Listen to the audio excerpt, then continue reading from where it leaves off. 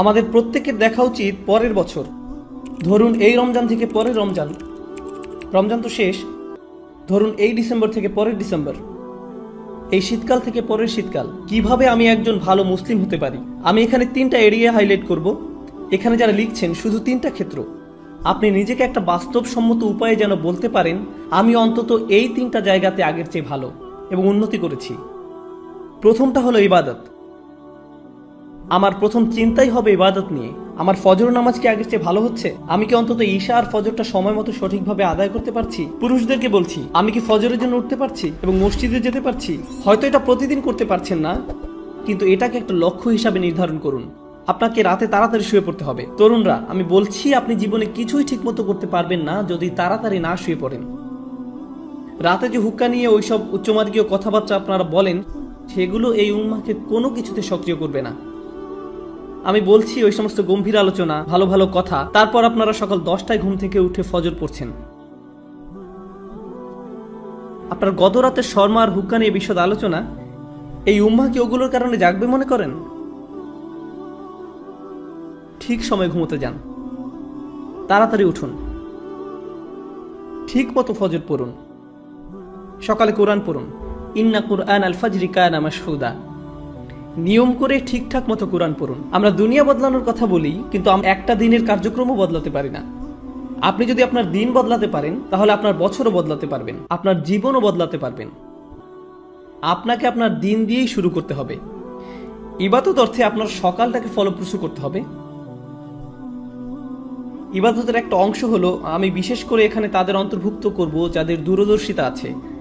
আপনার দূরদর্শিতা, আপনার অনুপ্রেরণা আসবে কোরআনের মাধ্যমে।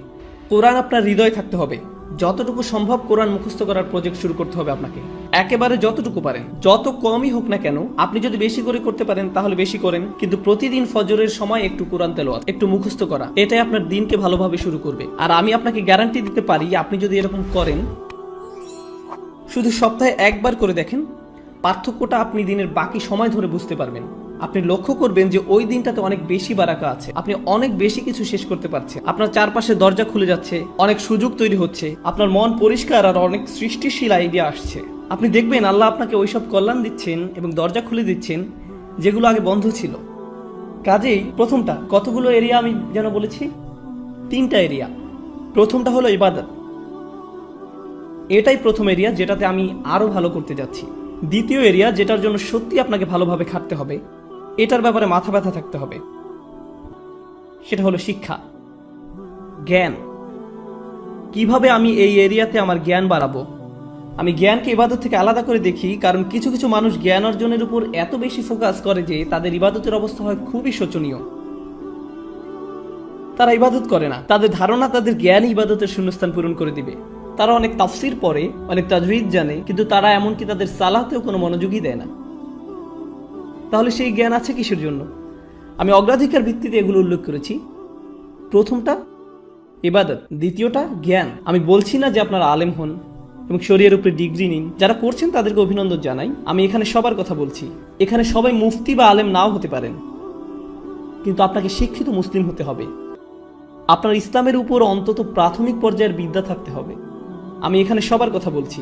তাই আপনার জন্য আমার পরামর্শ হলো, বছরের শেষ বা আগামী বছরের মধ্যে আপনি কিছু অন্তত পড়েন। আপনি সিরাহ পড়ুন, নবী মুহাম্মদ সাল্লাল্লাহু আলাইহি সাল্লামের জীবনী একবার। আর আপনার প্রতি বছরই এটা করা উচিত। আসলে আপনার আলাদা আলাদা জায়গা থেকে পড়া উচিত। প্রতি বছর সিরাতের উপর আপনার পড়াশোনা করা উচিত। সত্যি সত্যিই পড়ুন। আমাকে জিজ্ঞেস করবেন না সিরাতের উপর কোন বই পড়বেন, সবই পড়ুন। একবার এক একটা পড়ুন। একটা নিয়ে পড়া শুরু করুন 1 বছর, তারপর আরেকটা সিরাত নিন পরের বছর, আবার আরেকটা সিরাত নিন পরের বছর, আবার আরেকটা। কারণ এটা হলো ওই মানুষটার জীবনী যা আমাদের জীবনের দর্শন, আমাদের অনুপ্রেরণা। আর আপনার প্রতি বছরই এটা করা উচিত।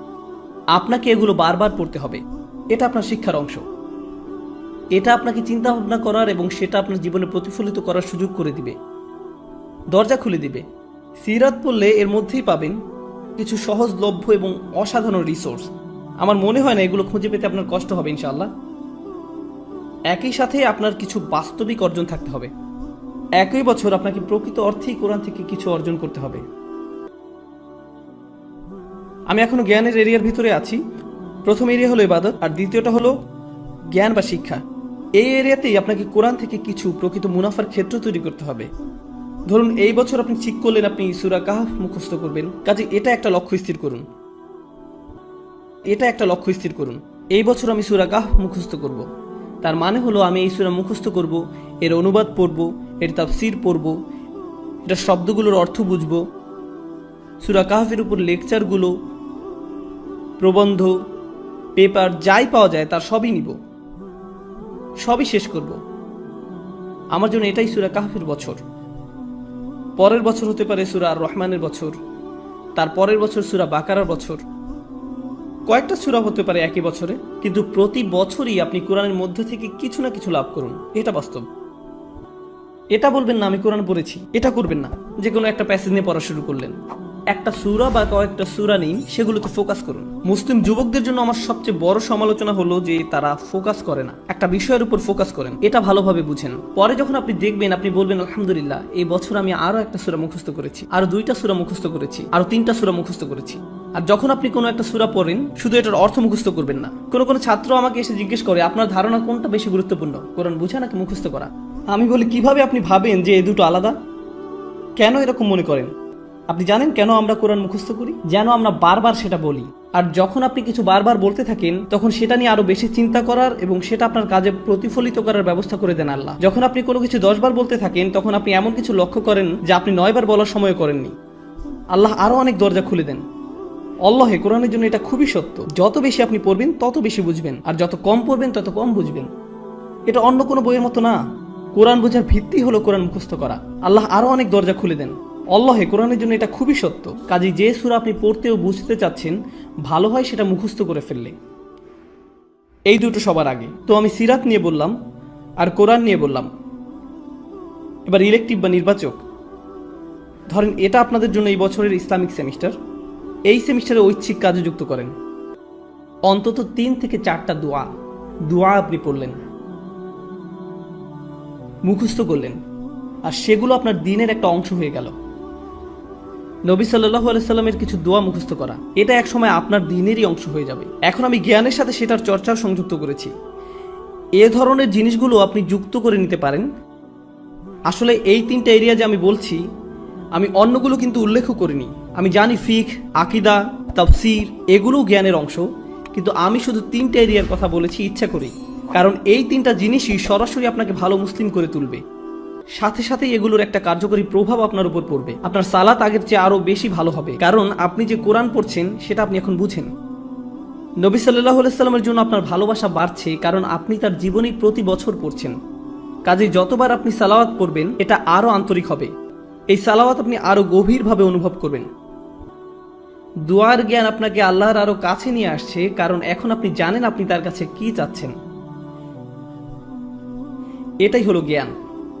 তো প্রথমটা ছিল ইবাদত, আর দ্বিতীয়টা হলো জ্ঞান। আশা করি আপনারা দেখেছেন কিভাবে আমি এই দুটোকে একীভূত করলাম। যদিও আমি প্রত্যেকটাকে আলাদা রেখেছি, একটা অন্যটাকে সাহায্য করেছে। আপনার জ্ঞান যদি আপনার ইবাদতকে সাহায্য না করে, আমি জানি না সেটা আসলে সত্যিকারের জ্ঞান কিনা। আমি জানি না দিনের ব্যাপারে এটা আসলে সত্যিকারের জ্ঞান কিনা। এরপর আছে তৃতীয় এরিয়া, এটা হলো সার্ভিস বা সেবা। ওইখানে আপনাকে বুঝতে হবে, কিছু সময় ঠিক করে নিতে হবে। সপ্তাহে 1 দিন, হয়তো সাপ্তাহিক ছুটির দিন, কিংবা মাসে 1 বার আপনাকে কিছু সেবামূলক কাজ করতে হবে। মানে মানুষকে সাহায্য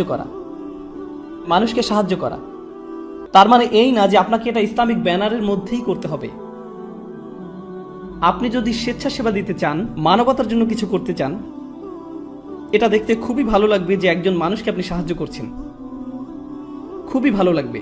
আমাদের সবকিছু নিজেদের ব্যানারেই করতে হবে এমন কোনো কথা নেই। মহৎ উদ্দেশ্যেই ভালো কাজ ভালো কাজই, সেটা খ্রিস্টানরাই করুক, ইহুদিরাই করুক, আর গেটস ফাউন্ডেশনই করুক, সেটা কোনো ব্যাপার না। যদি উদ্দেশ্য ভালো থাকে, আপনি সেটাই অংশ নিতে পারেন। আসলে ব্যক্তিগতভাবে আমি মুসলিমদেরকে পরামর্শ দেই সেসব ভালো কাজে অংশ নিতে যেগুলো অমুসলিমদের দ্বারা পরিচালিত হয়, যেন তারা দেখে যে মুসলিমরাও এসব ব্যাপারে কেয়ার করে এবং এর মাধ্যমে তারাও সুযোগ পাবে ইসলামের ব্যাপারে প্রশ্ন করতে। এটা তাদের একটা সুযোগ দেয়। কাজী স্বেচ্ছাসেবা দিন, সাহায্য করুন, এমন কিছুর অংশ হন যেটা আপনার মনপ্রাণে ভালো লাগে। শুধু আপনার জন্যই সেটা করুন, প্রচার করে বেড়াবেন না, এটা নিয়ে টুইট করবেন না আজকে স্বেচ্ছাসেবা দিয়ে আসলাম, খুবই ভালো লাগছে আলহামদুলিল্লাহ, বড়াই করছি না। এরকম করবেন না, শুধু আপনার জন্যই করুন। এটা আপনাকে একজন ভালো মানুষ করবে, একজন ভালো ব্যক্তিতে পরিণত হবেন আপনি। আর বাবা মায়েরা আপনাদের যাদের বাচ্চা আছে, বিশেষত টিন এজ ছেলে মেয়ে, আপনি যদি তাদেরকে এই ধরনের কাজে উৎসাহ দিতে পারেন, কাউকে সাহায্য করার কোনো বিষয়ে জড়িত হওয়া আসলে টিনেজ বাচ্চাদের জন্য খুবই গুরুত্বপূর্ণ। এটা তাদের মানসিক পরিপক্কতা তৈরি হওয়ার একটা অংশ। কারণ টিনেজ তরুণরা শুধু মুসলিম তরুণরাই না, সাধারণভাবে সব তরুণরাই আত্মনিমগ্ন থাকে। তাদের দুনিয়াটা তাদের নিয়ে।